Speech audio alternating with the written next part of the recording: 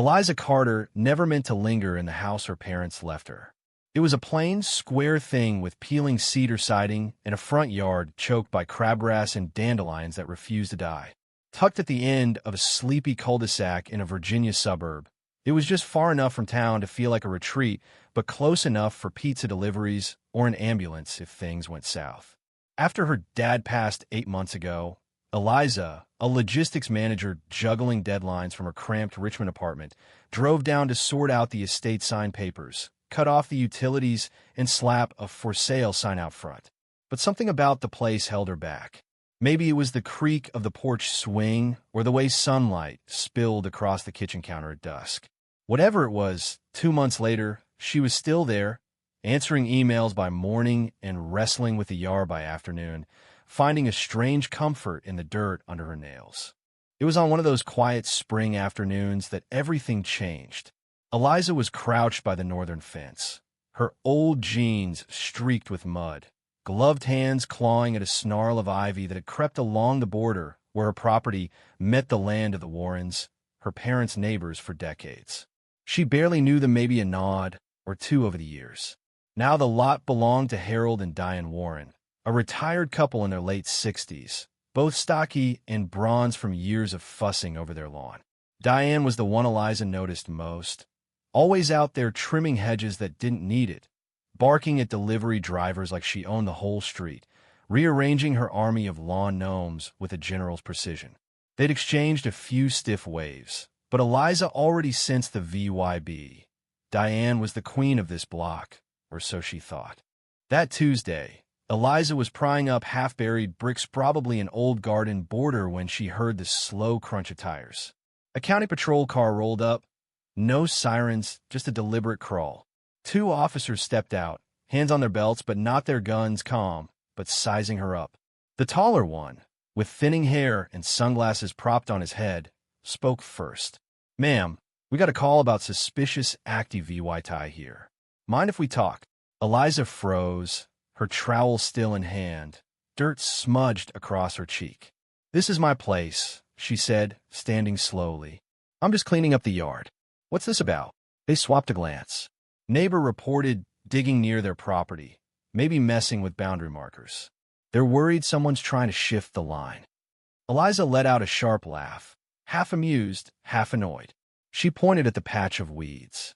"I'm pulling ivy and MOVYing some old bricks. The markers are right there, untouched. Go look." They did, strolling the fence line, jotting notes and nodding. "Looks fine," the tall one said. "Just doing our job." But before they left, he lowered his glasses. "We're of AdVYC. This isn't the first time your neighbors called about something like this. Your dad had issues with them a while back." Then they were gone, Leah VYing, Eliza staring at the sagging fence, a knot forming in her gut. She wasn't mad, not yet. It was more like exhaustion, like someone had just handed her a puzzle with half the pieces missing. Diane's territorial streak was OBVYUS, the way she strutted her yard like a warden. But calling the cops over a little weeding? That was next level. That night, Eliza dug through her dad's old files, past yellowed tax forms and appliance manuals, until she found a survey map from 15 years ago, stamped and notarized. It showed her property line with crisp clarity, and the Warrens' fence was 6 feet inside her land. That strip of grass Diane had decked out with flowers, the gravel patch where she parked her SUV, the VY nest climbing their gate height, was all hers, legally. Sleep didn't come easy after that. It wasn't about starting a war. It was knowing one was coming. Diane hadn't called the police out of confusion. She'd done it to flex, to say, "This is mine, back off." But Eliza wasn't built for backing down. She worked in logistics systems, paperwork, and escalation were her bread and butter. The next morning, she called a licensed surveyor and booked a contractor to price out a temporary trench to mark the boundary. She wasn't looking for a fight, but she wasn't going to let someone bully her out of what was hers with cop calls and tacky lawn ornaments. The surveyor, a quiet guy named Tom Grayson, showed up a few days later, setting up his laser level and stakes with the focus of someone who'd seen this drama before. Eliza watched from her kitchen, expecting Diane to storm out, but she stayed inside. By dusk, Tom confirmed it. The Warrens had encroached 1.5 meters on her land, No permits, no legal claim. Eliza paid him, filed a report, and strung twine between the Stakesis soft line. Not a threat, just a reminder. The response was instant. At dawn, Eliza heard a metallic clank. There was Diane, still in her bathrobe, smashing a steak with a garden hoe. Their eyes locked, Diane's lips a tight slash, before she turned and marched back to her house. Message received. Eliza didn't bite. She snapped a photo of the flattened steak, replanted it, and sipped her coffee. By noon, a code enforcement officer was at her door, clipboard in hand, claiming she was digging too close to the Warrens' garage foundation. Eliza handed him the survey, Tom's report, and her contractor's notes. He skimmed them, muttered, "You've done your homework," and left, but not before warning her about potential future complaints. That night, she caught Diane pacing the fence with a flashlight, pretending to search for something but clearly watching. Eliza didn't confront her. She mailed a certified letter to the Warrens, a polite notice of the verified boundary with the survey attached, drafted by a lawyer to be airtight. Diane went silent after that. No waves, no fake smiles. Harold, who'd been a ghost until now, started hovering by their gate, checking it obsessively, his face hard. The air in the neighborhood thickened. Then came the trench. A landscaping truck rolled up with gravel and timber, and Eliza had a shallow drainage ditch cut along the legal line, nothing permanent, just enough to redirect water and draw a line in the earth. 6 minutes in, Diane was outside, arms crossed, voice carrying like a foghorn. "What's this mess, Eliza? You better have permits, or you'll be paying for any damage to our yard." Eliza stayed quiet, handed the foreman her plans, and locked her door. Diane ranted for 10 minutes before storming off. 2 days later, a letter from the Warrens' lawyer was taped to Eliza's door, accusing her of malicious obstruction and threatening a lawsuit. Eliza didn't flinch. She hired Sarah Nguyen, an attorney who ate boundary disputes for breakfast. Sarah reviewed the files and smirked. "They're bluffing hard because they know they're wrong. We won't budge." The trench went in, clean and narrow, slicing off the Warren shortcut and reclaiming Eliza's land. Harold watched from his garage. Diane didn't show. For the first time since her dad died, Eliza felt the ground shift, not the dirt, but something deeper. This wasn't just about a fence. It was about who got to decide where the line was. The Warrens didn't stop. Their sprinklers started misting Eliza's trench every morning, just enough to annoy. Her compost bins were tipped over, the mess dumped on her path. No claw marks, no accident, just spite. Diane hosted garden mornings, whispering to neighbors about pushy newcomers who didn't get how the street worked. Some neighbors stopped looking Eliza in the eye. Others gossiped about her building a barrier wall to ruin the block. Eliza didn't argue. She installed motion lights and cameras, their lenses catching every inch of the disputed line. She wasn't paranoid, she was prepared. Then came the glass. A pile of jagged window pane shards, not a broken bottle, set by her back gate, too deliberate to be random. Eliza's pulse spiked, but she photographed it, called the cops, and watched an officer bag a piece with a shrug. "Hard to prove intent," he said. She didn't push. She added floodlights and cloud streaming cameras.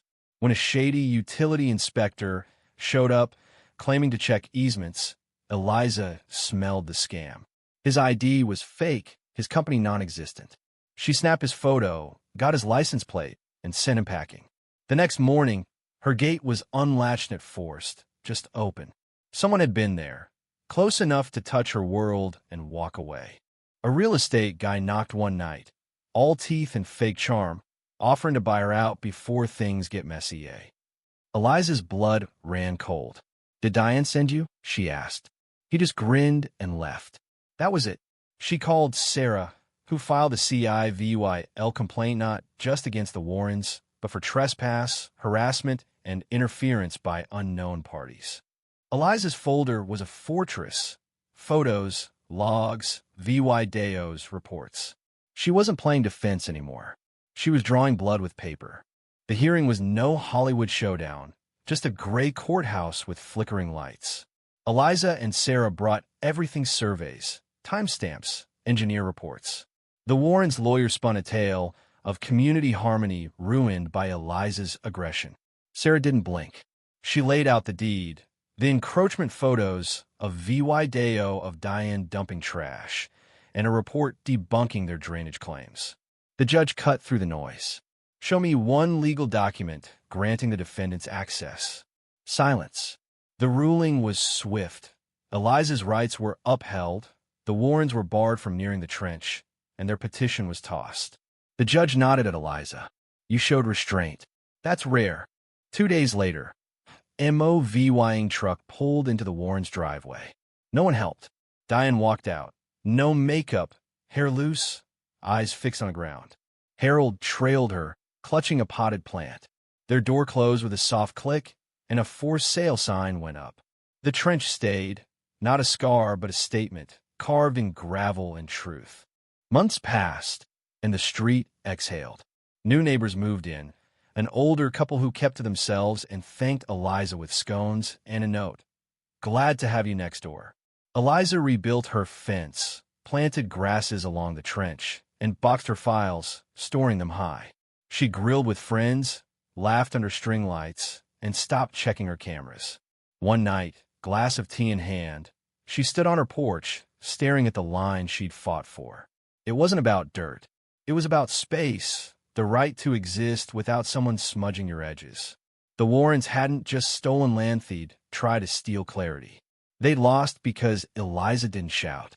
She built a case, brick by brick, and stood her ground. Now, what do you think? Was Eliza a hero for standing up? Or did she escalate a petty feud too far? Should she have compromised to keep the peace? Or was her trench the only way to stop a bully? And what about the neighbors who sided with Diane? Were they complicit? Or just caught in the middle? Drop your thoughts below. Hit that like button if this story got you fired up, and subscribe for more tales of real-life drama. Let's hear it.